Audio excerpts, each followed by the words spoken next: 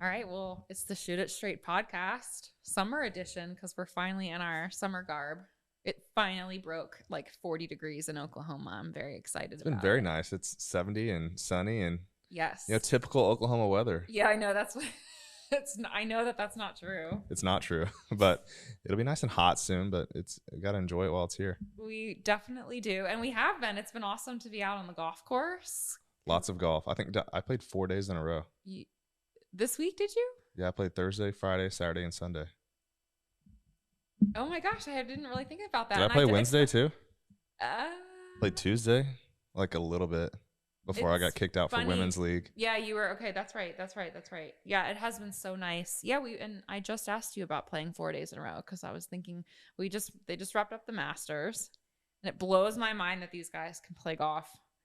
Just in general, 4 days in a row is a lot, but like this particular, like the Masters was so crazy because they had to cram in between the crazy weather. It's fun to watch. Well, yesterday was fun to watch.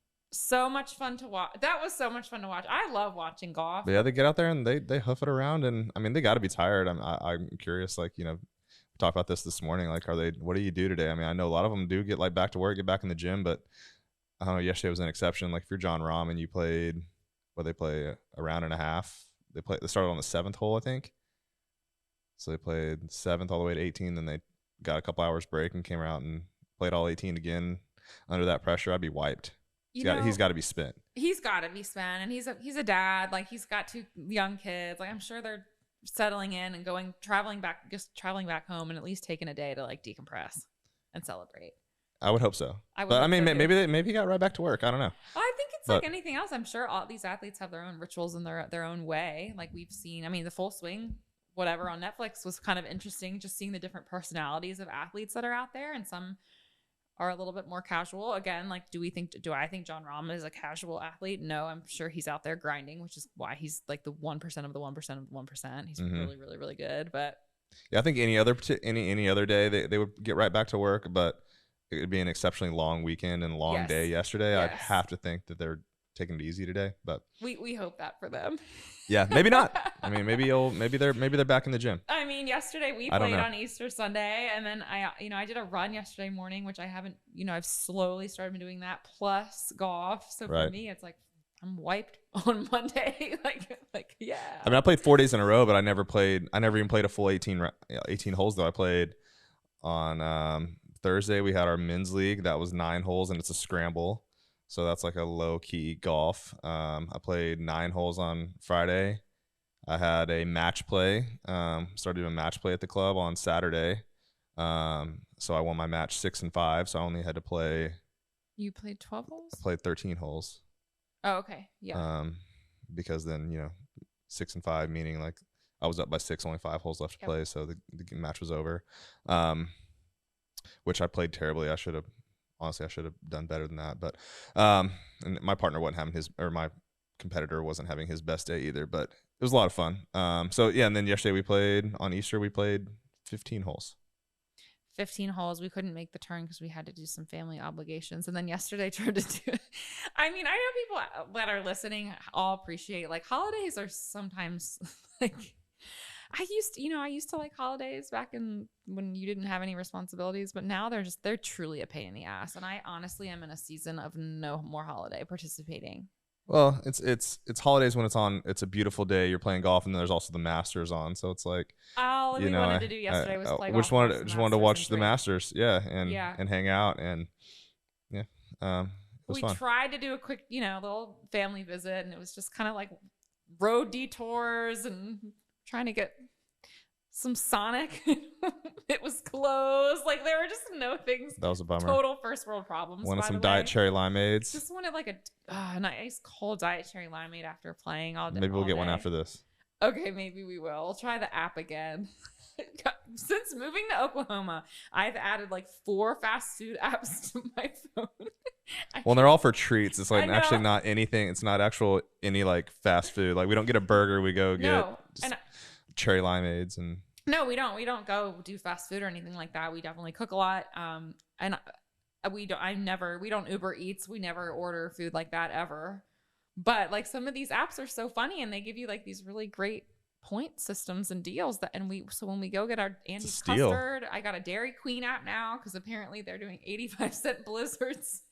I'm so here for it. I'm definitely wanting to go at least twice. It's for like 2 weeks. I mean, they're basically just giving them away. I mean, and we love to go out for ice cream and treats. Ice cream is the best. And cherry limeades. And we love cherry limeades. Cody asked me yesterday. Do we have another app? He said, we were using the Masters app, of course. Oh, well, the Masters app was so good. We're all over the place right now with this podcast. It's so funny. The Masters app was really, really good. That was awesome. Especially, again, we don't really have normal cable TV. It's always so hard to watch sports. It's so hard to watch golf sometimes, too, because it's like 4 days and they have it on like 9 different channels and they switch midday. Like, it's all sorts of whatever. But the app was like pretty consistent when they were playing. The only thing that sucked, obviously, was like all day Saturday they like couldn't play. But the Masters app was awesome. Everyone talks about the Masters app being like the greatest piece of technology ever created, and then do they? And then well, yeah, it's kind of funny. Well, it is great, but then today everyone's talking about deleting it. I deleted my app today. Yeah, oh, you so delete it for the year. I don't follow a lot of golf people, so I'm not in like the social media world. That's really funny. I did. I had a moment where I was like, well, it says Masters 2023, so it's not like they'll have a new one for 2024. I'm sure it'll be different. They're not just gonna. I never thought about that. Masters app live on your phone. I don't know. I got a lot of apps on my phone that don't do anything, or that I don't use. I'm sure they still do what they do, but you got to do a cleanse. I like to keep things fresh, and I go through like monthly and make sure I'm like using things that are on my phone or whatever. Digital cleansing, digital spring detox. Yeah, I mean, I do that periodically, I guess, like for things like all the scooter apps I had when living in the city. Yeah, right. I guess I was like, I don't need 7 different types of scooter apps anymore. Yeah, like all these like weird things that it's so funny, like all the things, and we've moved a lot, so it's those things change on us quite a bit, quite frequently. But yeah, let's get diet cherry limeades after the podcast. Absolutely. I've been wanting one since yesterday midday about this time, so we deserve it. I'm sure there's one around here. But yeah, I mean, you've been talking about your golf game. Like, how do you feel like you're playing? I mean, I'll speak for you for a second. I feel like you're not playing your best right now, but you've been playing a lot, which is weird because usually when you play a lot, you're in like a good rhythm. Every guy listening is like, God, wives are so annoying. I know. Like, I can say I'm not playing well, but you saying it to me is not doesn't feel as good. Well, I think that you generally, like, you come in and you shoot like low 80s like pretty consistently, like without trying. When I give away my score, people listening might think I'm really good. Well, I think it's important to talk about this. I think let's remember Cody is a fitness guy that plays golf. Let's also remember not a golfer that does fitness. To be real with people, and let's also remember that people inflate their golf scores all the time. And I think that what I love about you and what I love about the way that you play golf, and I don't give a fuck about my score, and I don't play this way at all because I don't care.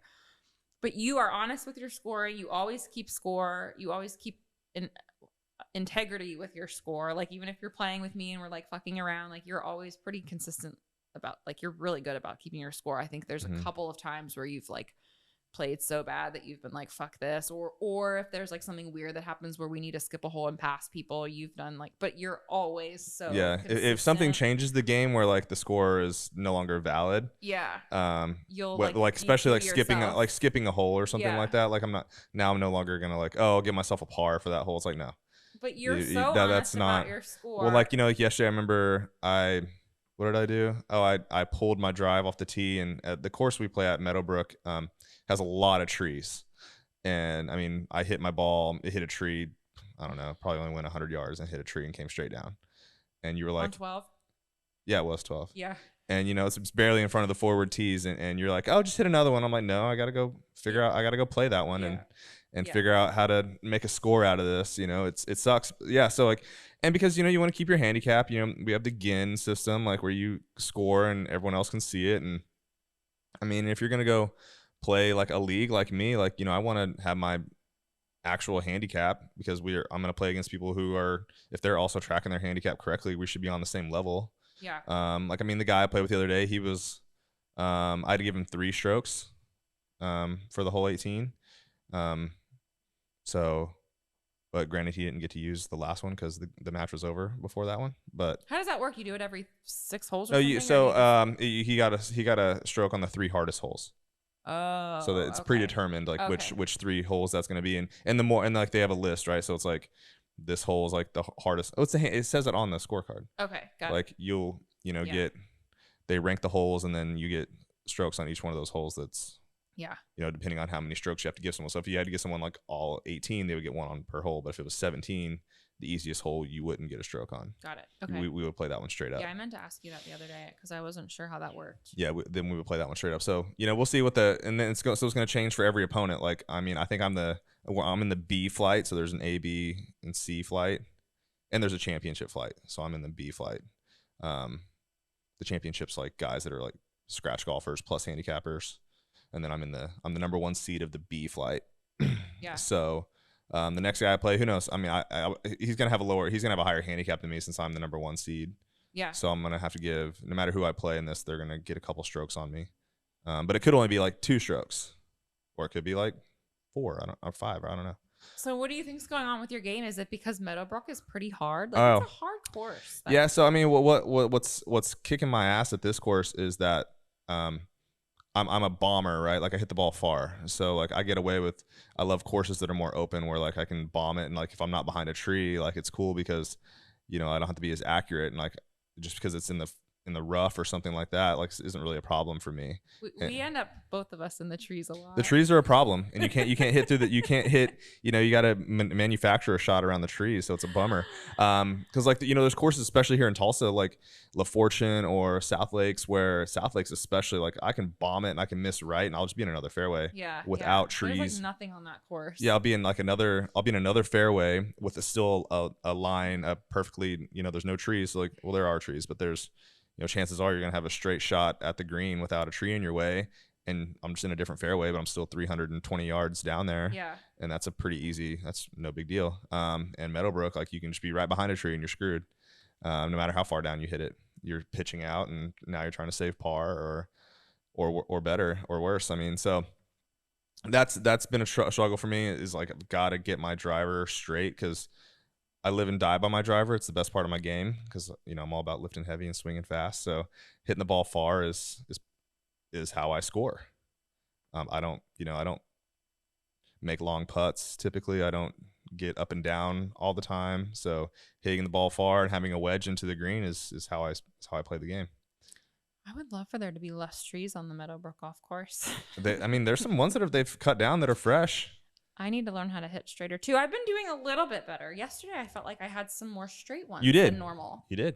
I'm working on really rotating in my hips, like fast. Well, I think a couple things you got to work on your actual swing. I think it's your club path, and then definitely where.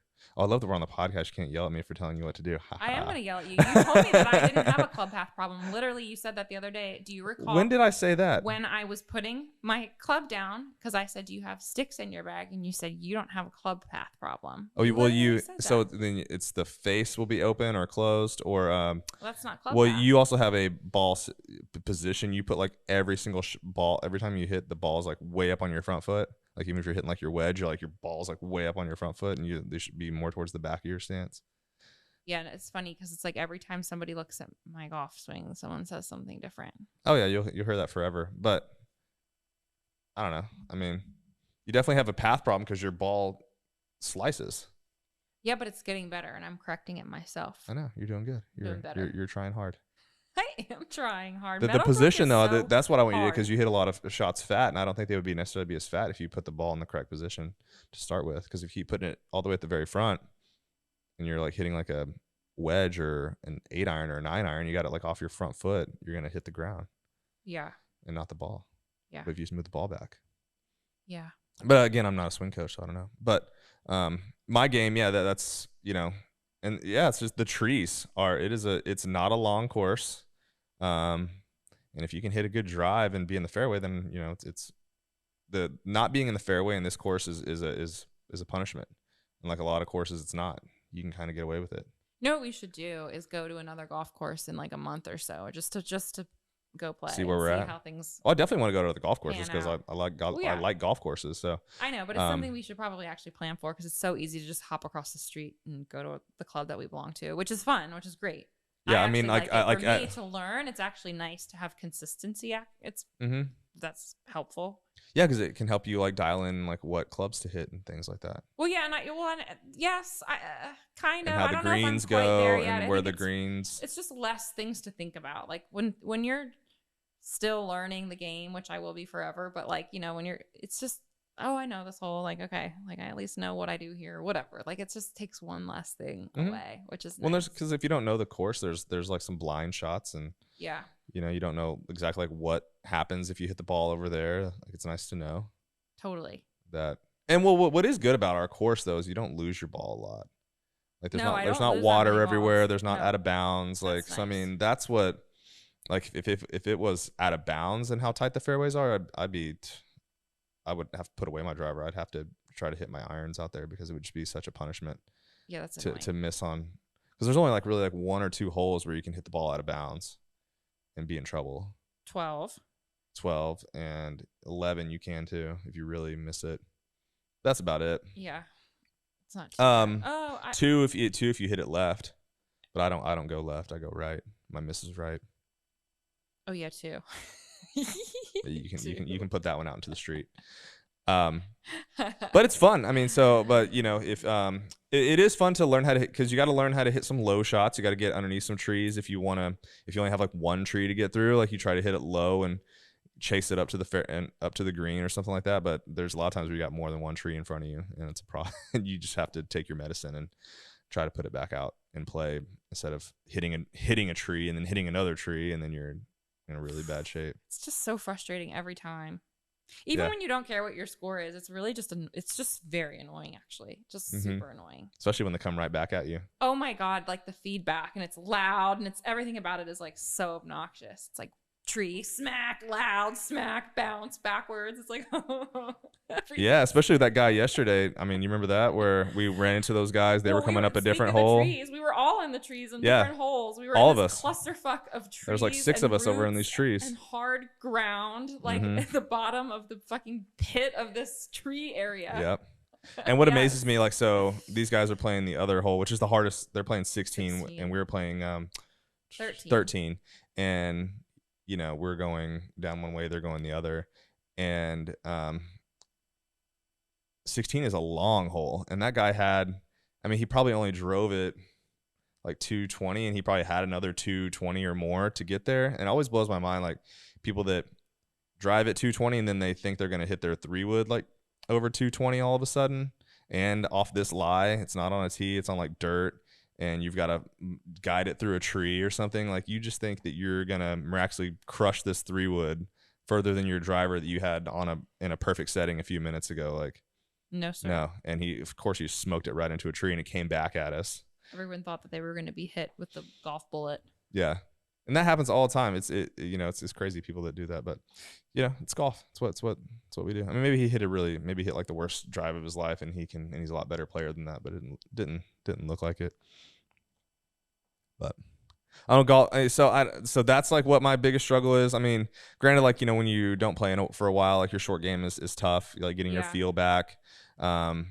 Especially like 50-yard shots, 60-yard shots, things like that to hold the green, because you're just, and if your impact isn't, or your contact isn't consistent, like you catch one perfectly and then all of a sudden it goes 80 yards, or you're used to catching them a little heavy and they're going 50 yards, and so you play for that 50 yards, but you flush it and it goes 80. And well, that literally happens to me all the time for all my irons. Yeah. So, it's still early in the year for me, but I mean, I don't know. We'll see if we got this match play that I'm kind of hoping I win. I know the competitions have been fun. Are you going to men's league this week? Mm-hmm. Yeah, that'll be fun. Men's league's a little more fun, I think, because you're paired up. Like we played a scramble last week. This week is called Chapman, which is an interesting game. I've actually never played. I just read the rules, so what to talk about. To you. Yeah, it's like something where you have to play each other's. So like you both tee off, and you have to play each other's shots after that. What? Yeah, and I could be wrong, so maybe there's someone out there that'll correct me, but you each hit your own drive. then you hit from the other person's drive. Then after that, you pick the best shot that got up to the green or whatever, the approach that was better. But then it's like if I hit an approach up to the green that was better, then my partner would have to play that next shot because it would be his turn because it'd be my shot. So it'd be his turn now. And then we'd have to finish out the hole alternating. So you guys are a team? Uh-huh.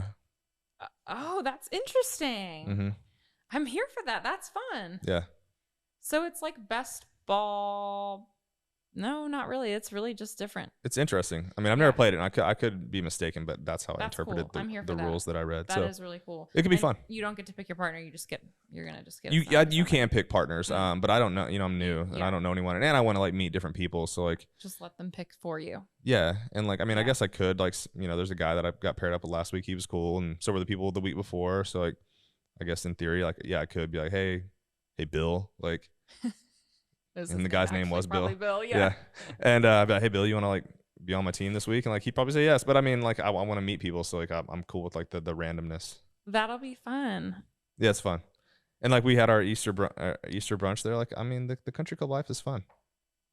It is good. The brunch was really good. It was chicken and waffles. That was a bomb. I'm here for like a good. I do like having a big meal before golf. We talked about our meals before golf, and it really. Now we went a little indulge. Well, you did for sure. As far as like, of course, I did. Like waffles and syrup, like things like that can get a little heavy. Mm-hmm. I don't quite like want to go that heavy right before a round, but I like to eat a good amount of food. I mean, I played my best front nine there, so full, like almost uncomfortably full. So I don't know. It's just nice to not be. Squat was banned 1 week from the podcast. Perhaps he should be banned another week from the podcast. You're fired, buddy. Well, the other part of this podcast we were going to talk about, I think since we might as well just pivot, is exercises that need to leave the gym. Exercises that we don't think golfers should do, or maybe anyone should do. We're just going to keep it kind of casual, but I wanted to talk about that with you because it's kind of fun to talk. It's been fun. We've talked about being in the Globo gym space and watching people work out.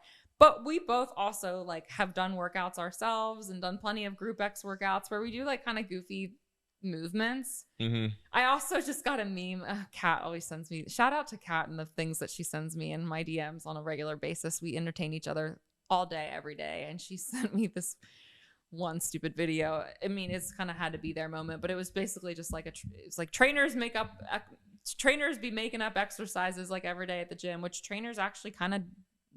No offense, but there's some weird trainer moves out there where you're just like, what are they having this client do? Some weird combination of standing on a Bozu ball, like doing a row, hopping, jumping, spinning around. Like who knows like what's going on in the like fitness world these days. But I had a moment of that last week, but myself. Yourself? Yeah, out in our garage. Giving a movement to a client? Yeah. Did you make something up? We were collaborating. And making shit up. You and I? No, me and Parker. My client out in the garage. Why? Well, because I just got the downshift board. Oh, you were making up moves with your downshift board. And we were trying to like, and he's actually he's a much better golfer than I am. And he understands the swing much more than I do. But I understand the body more. So we were collaborating on ways to use this board, shift weight, and use like the Golf Forever, like stick and bands and trying to get it into. How many toys can we use in one move? You put like. I have a rule. I have a rule. Like I really try to avoid using no more than two. Like, I feel like that's even ridiculous. Well, if you're using a band and something to stand on, like that's okay. Got the strap. The Golf Forever and the band itself is one.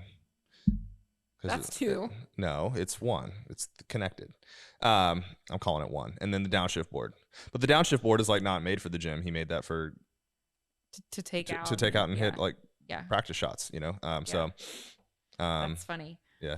Well, anyway, I mean, but that's the only time I've ever really like that I can think of that I've been like actively like you sometimes you have to modify something like a lot for somebody to do it. Like really got to get creative for them to get into a position that you want them to be in, but it's still like the same movement. And that's why you whatever. can't judge too much. Even like a trainer at the gym, like I you know, you laugh and then you're like, well, God, like I don't know what that client's history is. I don't know what they're doing. Like I don't know what they're doing. They might be doing something that woman, like that's what she can do. So that's what. And so I mean, I had a client years ago that he had we came up with this like super weird looking deadlift for him. Yeah. You know, just because he couldn't get in this traditional deadlift.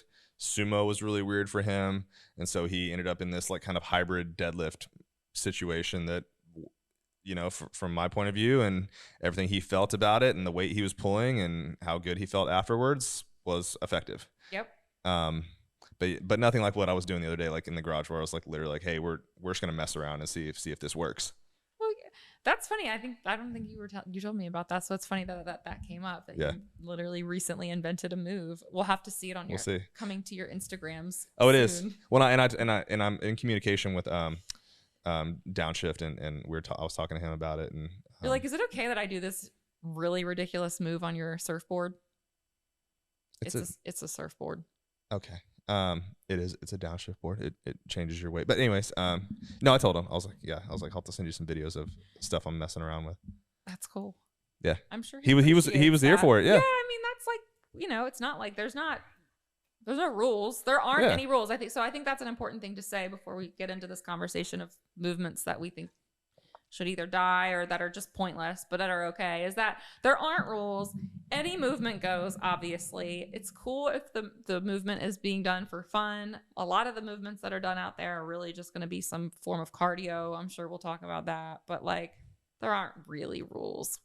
I think there's just certain movements where we believe that you should be doing most of the bang for your buck exercises out there versus the ones that are just a waste of time. Most people don't have all day to train, so therefore they should probably do things that they can do 30 minutes in and out, whatever.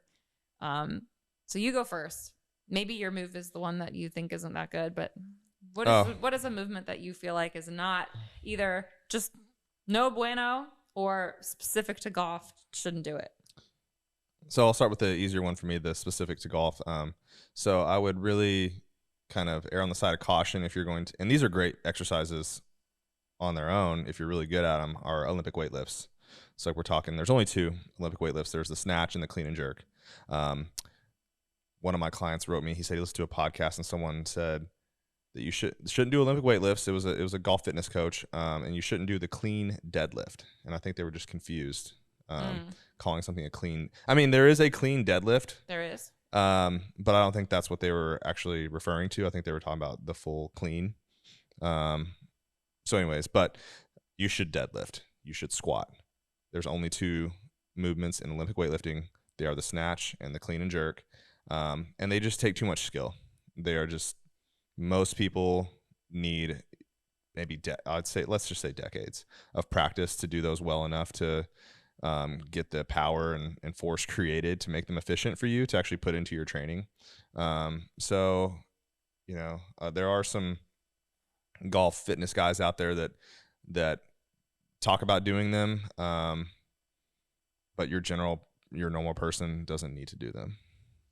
And it was funny because I messaged you the other week about I was doing like a program with some, what did it have in it? Snatches or something. And I sent you the screenshot of it. And I was like, I'm going to do all this except the snatches. And you wrote me back and you were like, actually, because we were about to play a round of golf and I didn't want to like fuck up my shit. Because sometimes I do that. Mostly it's because I go too hard. Right. And then I'm like, oh, intensity level 9,000 and I'm trying to play golf today. F. But you were like, actually, the snatch is the only movement that you should be doing or whatever. And I'm like, God damn it. I still don't get this shit right. I'm so dumb. Well, but you're different, right? Like, you know how to do them. I mean, not that well, but like, yes, I know them well enough to understand that your point was to get the stimulus of like the explosive power that is the golf swing. Like, it's totally makes sense. So when you said that, I was like, God damn it, he's right. Like, literally I'm stupid. I think I ended up I don't like, snatches are really, really hard. And I don't like snatching on those platforms in Lifetime just because you're in like a little confined kind of box. Oh, really? I can do it, but I don't feel comfortable. Yeah, I don't feel like it's big enough. I just feel like if you have like a miss or something, it's just crowded in there. Like I'm not good enough or confident enough to be like, what if I dropped a barbell behind me and there was somebody behind me? It's just tight in there sometimes. But you've been doing snatches like pretty consistently for like 6 years. For a while. Yeah. I mean, or longer than that. Like, I mean, when did you first? I mean, barbell snatches are newer to you, but you were doing dumbbell snatches long time ago, right? So I mean, yeah. That's different for you. I mean, there's people that send me their videos of their workouts, and I see videos of things they're doing. Like they struggle with a squat, or they struggle with a deadlift, or so you're gonna tell me like this person that doesn't know how to deadlift correctly needs to now grab the bar wider for a snatch and now do an explosive type of deadlift, hinge, triple extension, hit their hips and catch it over their head with their shoulder mobility. No way. And most people's shoulder mobility, they're not gonna be able to get into a good overhead position for a snatch, and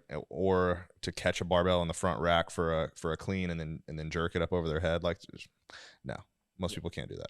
So alternatively, in terms of in the spirit of being productive, would you say a good alternative for an Olympic lift could be maybe like learning the kettlebell swing? Is that probably a really good? I think that's a really good one. That's still. I feel like it's really hard for people. It's a simple exercise, but it's hard. But it's still the same idea of like that explosive power hip drive. Yeah, a good extension, hip drive, core, and it's not. Yes, it is technical. Like if you go. People do those wrong too, but like if you go pick up a kettlebell and just start swinging it, like you're probably not going to hurt yourself. Probably not. And people, you'll learn it faster. Like, I mean, I still I have videos of me doing Olympic weightlifts like this year, and I did them a lot, and I'm still not very good. I'm feeling you on that. I feel that too. So it's some days are better than others, but and I did them recently at Lifetime just because I wanted to, and I'm not good. I'm not good at them. It's hard. It's really I know. I think that's super important for you to say that. I think Olympic lifting is very, very technical, much like the game of golf. If you think about it, like those people are putting that much time as like a amateur professional golfer into like being a really good lifter. Well, it's also like if you ever use like the overspeed sticks, we've talked about these recently. Like if you don't use the ground correctly, like you can get a certain amount of speed out of like without using the ground correctly, and then the plateaus really fast. Yeah. So like Olympic weightlifting, like I can get away with, I just don't know how to I just don't do it perfectly. So like I can do a certain amount of weight really well. Like I can barbell cycle, like like in CrossFit, like I can do like the hang power clean like quick or whatever, and like drop it down to my hips and pop it back up like to a certain weight. I can do that really fast. Like I can cycle it well. But then if it's like, okay, let's get up and do some heavy cleans, I lose it. Yeah. Because it's my technique, the flaws of my technique show. 100%. Same thing in the swing. Same exact thing as golf.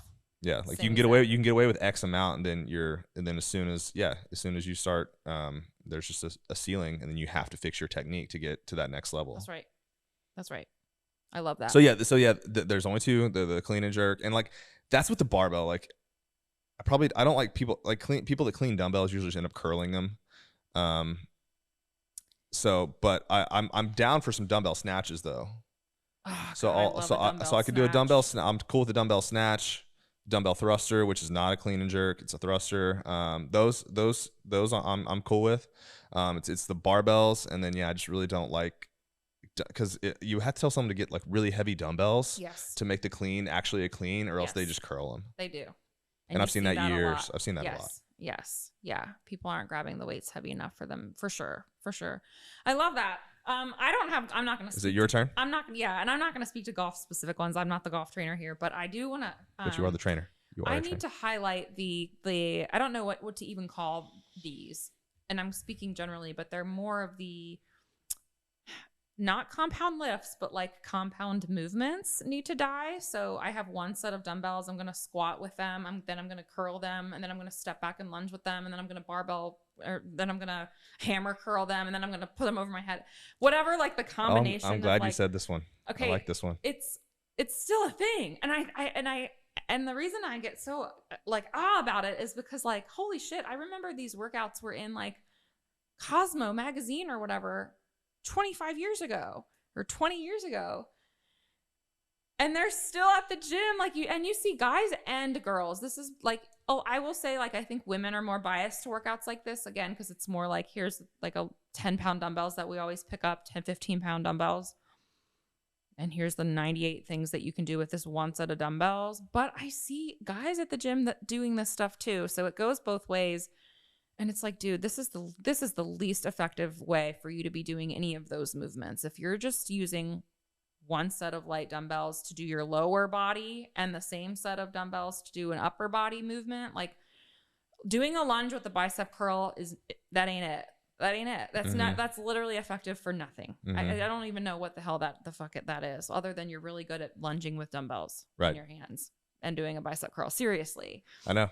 And whatever other combinations, there's so many out there, right? Whether it's, I'm going to do a thruster to an overhead, and then I'm going to tricep extend it. And then it's like, what in the fucking hell are we doing? And the reason that these things are not effective, which may not be obvious, is the fact that you can't get better or stronger at one of those movements by combining them and using one set of weights. Right. And also, typically, they're pretty high repetition movements. So you see people doing them either for time, like do them for a minute or 45 seconds, or do 12 lunges up and back with the same set of weights. And it's just like, you're not getting better. It's very unfocused, and you're throwing spaghetti at the wall, and you're not getting anywhere. Right, because you're always just going to be limited by what the weakest muscle can do.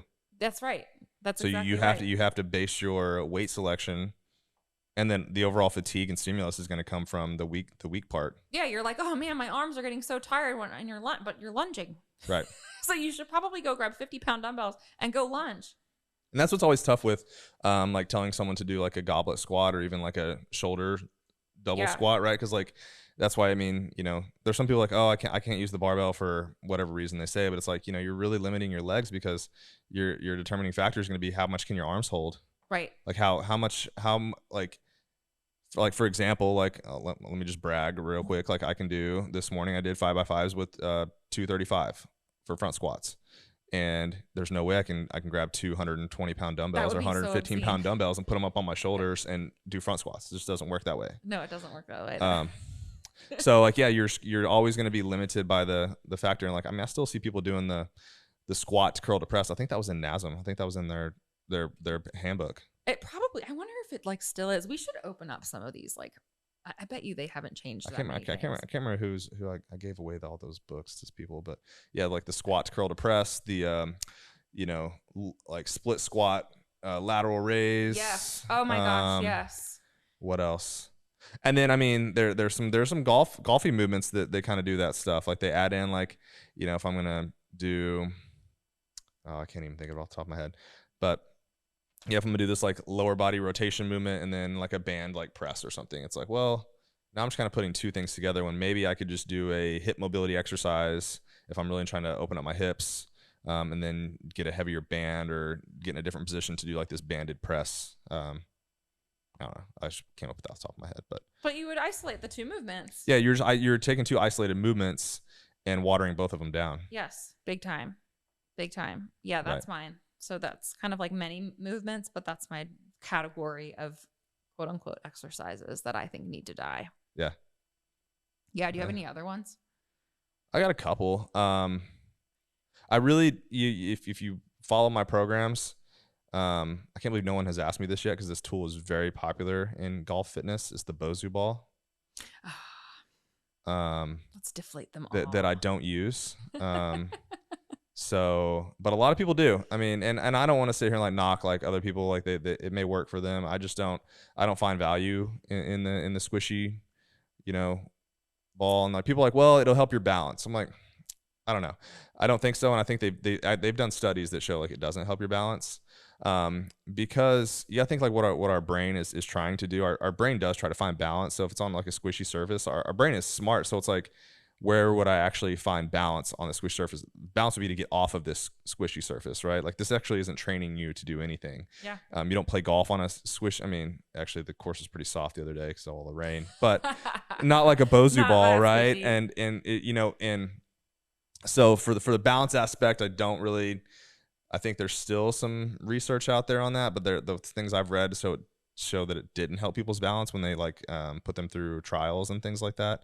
And then it definitely does not help you create more power For sure. and strength. Like you will not, to go back to your point, like, so it kind of is like the doing the bicep curl into the squat, which people do on the Bosu ball too. But if you're standing on that Bosu ball, like there's no way you're going to, and I think they actually advertise them that you're not supposed to add weight to the Bosu ball. Like it's all for like supposed to be like body weight movements anyways. And you're not supposed to stand on the flat part of it. It's only supposed to be the bubble up, and you stand on that. You're actually not supposed, it even says on the ball, like do not stand on this, because they didn't create it that way. It's not what it's designed to do, but people do that. But anyways, you just won't create strength, and you can't load it because like you're fighting to stay on this damn ball. So there's no way you're going to actually get your max load on there. And then your feet are going all sorts of different ways. Right. Like it's just, it's funky. And actually, you know, when we lived in DC, maybe before we were together, I think it was, because I went to a fitness convention out in Reston. Yeah, I don't think we had been together then, but, and I took a Bosu ball class. Your life existed before me? Yes, it did. Oh. But anyways, so Bosu ball class? Yeah, well, so you had you went. Oh, I remember. You went to one of these conventions, right? Did you get some points, some CEC credits? Yeah, you got the credits, right? So you had to attend X amount of these things, and you actually got some credits. And so there was all these classes you could take, and there just happened to be like the one during my time that I was there, because we also had my company had a little table set up, and I was like working the table too. So, but when I got my break, you had to go take one of these classes, and that was the only one like available, I think, because like I was a procrastinator then, so I think that was the only one available that still had openings in it, which should tell you enough right there, that all the other ones were full. Yep. So like the Bosu, you could still jump in there, and I mean, I took like a full like 45-minute like group exercise class on that Bosu ball, and it totally kicked my ass. It was hard as hell. But just because something's hard doesn't mean it's effective. Right. It was just, did I leave better? No, I left tired. Right. And that circles back to what I said before, is like, okay, cool. When all is said and done, if you had a good sweaty, quote unquote, or whatever, fiery workout, and you were tired, cool. I could like jump up and down with a Bosu fucking thing in my hand, and it would be exhausting for like 5 minutes. I'm sure that's what you did, or burpees on there and like jumped all around it and jumped on it and jumped over it. Like, cool. Like that's it. At the end of the day, you're just you're getting your heart rate up for 45 minutes. It's not that sexy. Yeah. And I think it's one of those things, if you go to a big box gym, right? Like one thing that as a trainer that you're kind of under the pressure of by your client, which it takes years of experience to kind of get away from this and be the one who's going to stand up to your client and tell them what they need, not what they want, but they want something that's, they find value in something being very challenging. Yeah. So if it's like, hey, let's do a bicep curl because I want your biceps to be stronger, whatever, right? But I want that's easy, and your client, your paying client, especially if you're at a big gym like a luxury gym, they're paying like $150 an hour, right? So they don't want easy. That's not valuable to them. So it's like, okay, let's do this bicep curl, but you're gonna stand on a Bosu ball. And they're like, oh my God, this is so fucking hard. And they're like, yeah. And then like the trainers are like rubbing his hands together, like, oh yeah, they're working now. They're gonna see why they pay me that $150 because they can't do this. This is so hard. They can't do it. They need me. Yes. Right? Like that's, and maybe I'm wrong, but I've been in that business for a long time, and I think that's why, because you need to make sure they have a perceived value of what you're providing. 100%. Or just that you're being creative. Yeah. Not doing the same, because God forbid, oh my God, we're squatting again. It's been 3 years I've been squatting, like, which is what we want our clients to do, basically. That's what I want my clients to do. And keep going. Yeah. It's still hard, isn't it? Yeah. But it still hurts. Yep. Yeah, no, we actually don't really need to introduce like a bunch of toys into this specifically. Yeah. And again, this isn't like shitting on the Bosu ball. I don't know specifically what types of exercises they made it for. I literally don't know. But it's overdone. It's crazy how many people are still jumping on that thing and doing curls. I mean, the guy in the middle of like 400 other people by the free weights doing his Bosu ball bicep curls. It's just like, okay, you keep doing you. Like, good for you. I hope you don't fall on top of everybody that's right over here. Like, that's so unsafe. Because there's many other ways you can train balance that are better. Yes. It's like that's just my point. Like, things can be done better. You can train balance that's more effective, that'll carry over into actual balance in human life, which is the main focus of that thing. And then if you're trying to add strength, it's worse than adding strength by just standing on the floor. Totally. So there's just better ways for things to be done. Agree. Not by just checking the box of, oh, that was harder because I stood on this wobbly fucking blue ball. The last one, I have one more that I want to say. I got a couple more, so this is fun. Oh, okay. Mine will be like, this one's quick and dirty. Mine is, again, not as a specific exercise, but team no short range of motion push-ups and pull-ups. Because, oh my God, like you're only cheating yourself if you're doing a half-ass rep. Or honestly, I saw this guy today, and again, I need to be specific with what I'm saying here. Bodybuilders have their own way of training, right? And like, again, like certain clients might have contraindications and injuries. But my God, the guy doing a 1-inch tricep extension with the cables for 78 reps. Like, I'm serious, like was just pumping it. I've seen that guy. What are we doing? I don't know. What are we doing? And why aren't we trained? He looked like he was pretty capable of moving his elbow joint throughout the full range of motion. I'm pretty sure. But anyway, more specifically is the team shitty push-ups and team the pull-ups. The pull-ups get me. Can we please fully extend at the bottom, and can we please get our chin over the bar, and can we please stop doing these little half-ass shitty reps? And it's men, by the way, because women aren't getting up there like doing a lot of pull-ups, which is fine. If you see a woman doing pull-ups, they're doing them really well, by the way. I'm going to stick up for all the women. Even if you're training with banded ones or on the like whatever the fuck thing that assists you, the assisted pull-up machine, they're probably doing full range. They're going to the bottom. Like but if you see these dudes that are getting up there and they're like squirming all around, I'm like, God damn it. They do half bench presses. Yeah, they do half squats.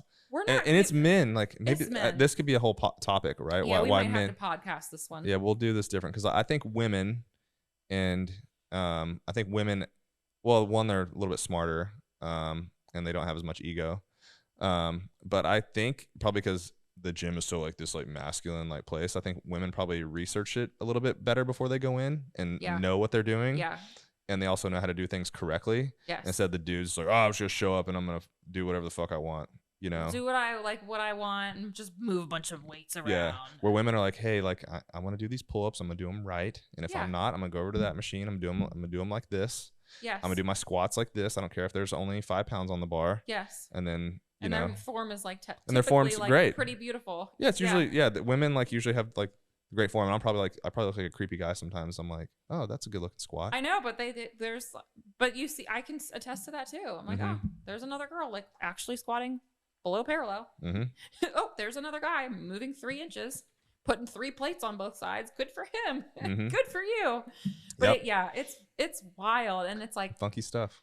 It's just back to our what we talked about when we were on the intention podcast. Is just remember, like, your intention, like you're not going to get much better if you're not going to do the movement correctly. Like at the end of the day, like what are you doing it for? You're just kind of shorting yourself. You're not shorting anybody else. Nobody else is gaining or losing in the gym. And nobody really cares. Nobody gives a fuck what you're doing in the gym.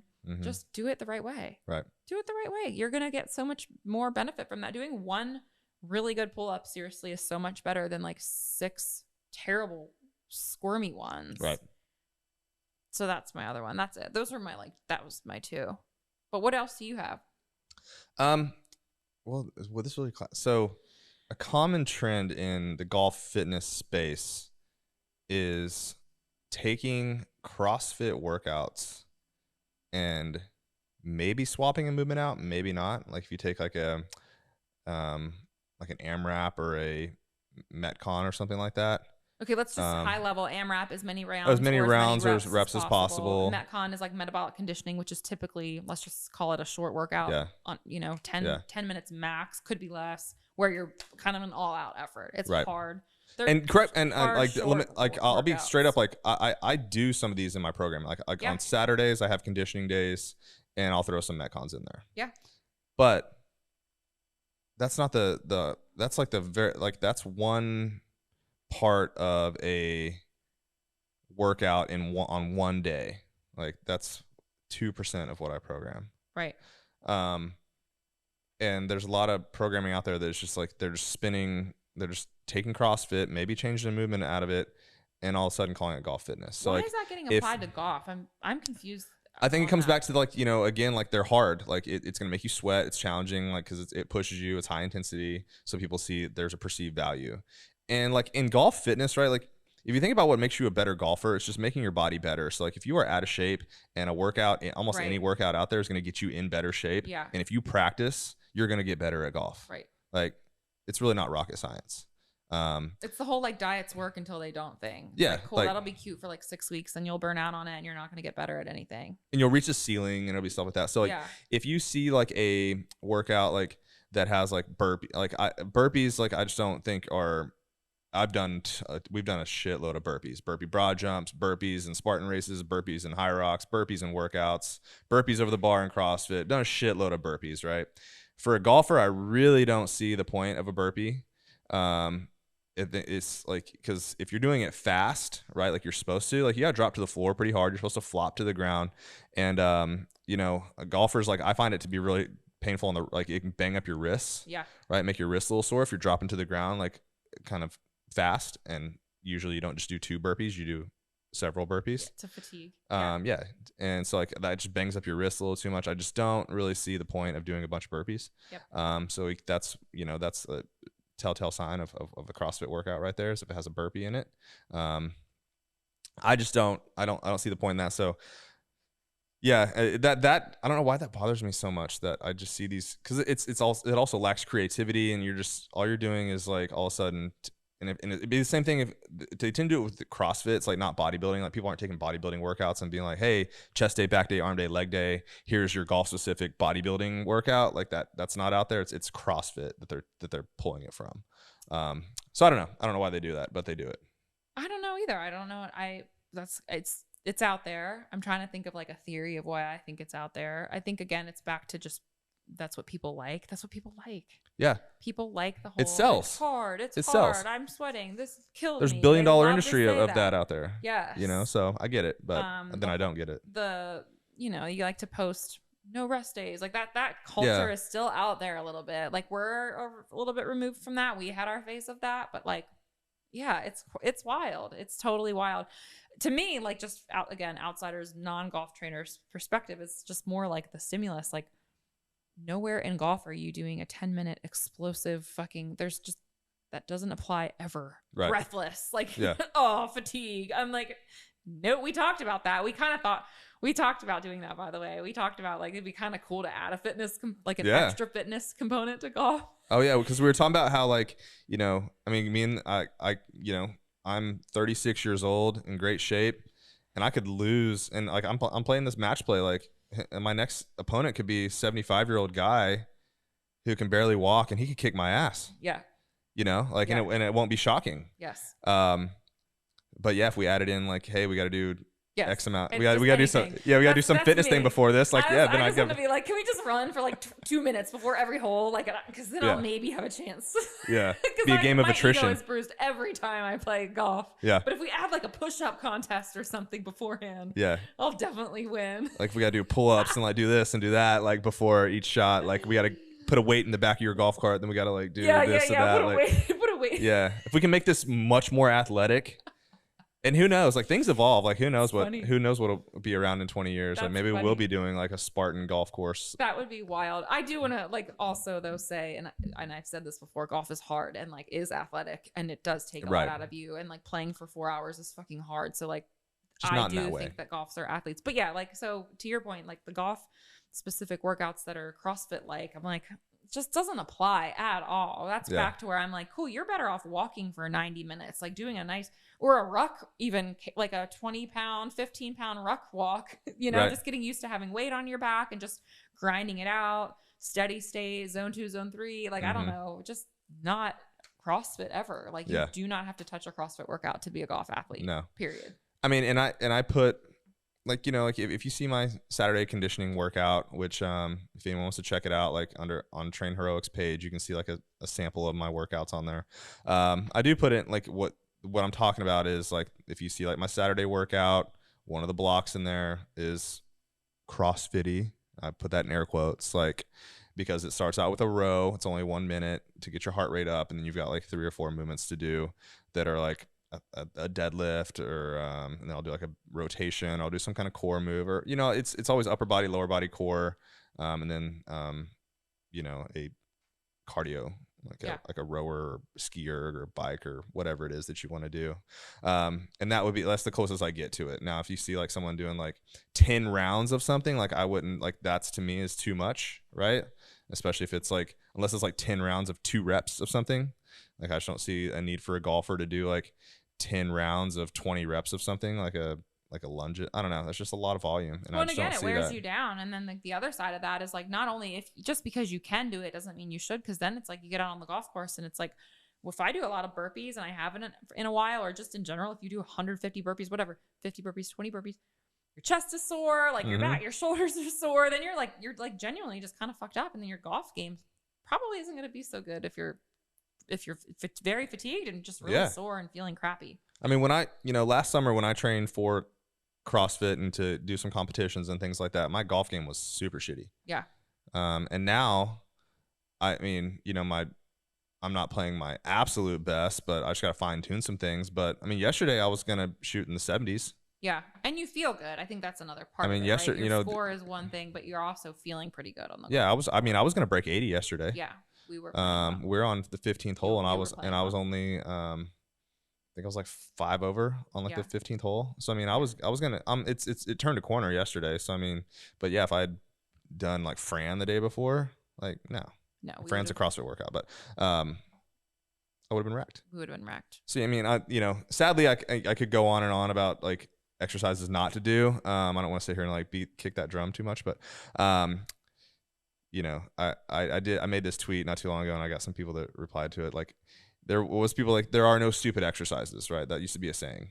I think maybe it still is a saying. That saying should die, because now that I've been on social media a lot, like I've spent a lot of time on social media building a brand and consuming other people's content and things like that, I can say for a fact there are a shitload of dumb exercises that you should never do. That's right. They're just bullshit. Like, they're just totally off the wall.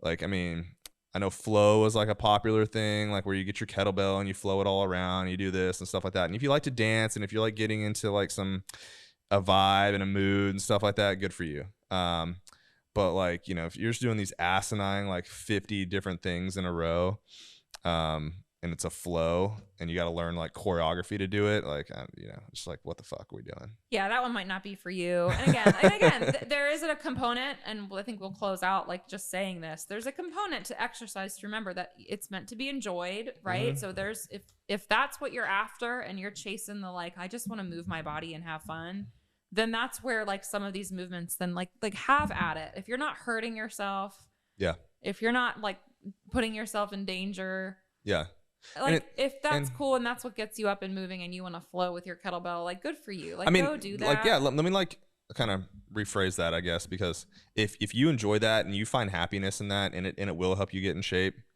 go for it. But it's like, it's not the flow ones. It's like, try this belly fat shredder, like high intensity for 3 minutes of 20 different movements. Right. That's what I don't like. Right. If you want to get your mace or your kettlebell and like play some music and like really get into it, go for it. Right. But that's not, if you're a golfer and you do that, let me know, because I haven't seen a golfer do that yet. Like, just saying. No, this was a fun discussion. I mean, hopefully everyone kind of enjoyed our banter today. We went a little off the rails, which I think is fun. Just talking about our own golf journeys out loud. Yours is a little bit more interesting than mine, of course, but I don't know. I kind of, if you got a little more serious with it, we could, I mean, the married couples club championship. I mean, you're like that parent that's like, I wish my kid liked to play this sport, bet more. Living vicariously. It's a double-edged sword for me, because, then that means, we have to go play golf together all the time. Okay, first of all, which I love that, but there's sometimes, I like to go do my thing. And you do. You have your men's league. I don't go to that. I don't participate in that. Because it's men's league, and you're good for you. And you're not. I am not and men's. You're not men's. Okay, well, with that, I am not men's. That's a wrap. That's super fun. Have good push-ups, everybody, and great pull-ups. Do not do compound exercises that are made up on the Instagrams. And find us on Instagrams, obviously. I'm always at Erika Elko on the Instagrams, and Cody as Cody Wescott Golf. What else do we have to say? You guys know where to find us. Our programs almost in, I want to say like we've had a good couple of days, so like I think we're getting close to 100 subscribers. We're very close. It's been very cool to see. Yeah, so it's not even been a month yet, and we're at almost 100 subscribers. So everyone that's listening, that's doing the workouts, and I've had great feedback. Yeah. So really excited. It's been fun. Yeah, it has been fun. And we're excited to keep growing and keep going. Yeah, for sure. Squat says hi to everybody too. We appreciate his presence. Do we? He might be banned. With that, guys, we'll see you soon, and we're out. Bye.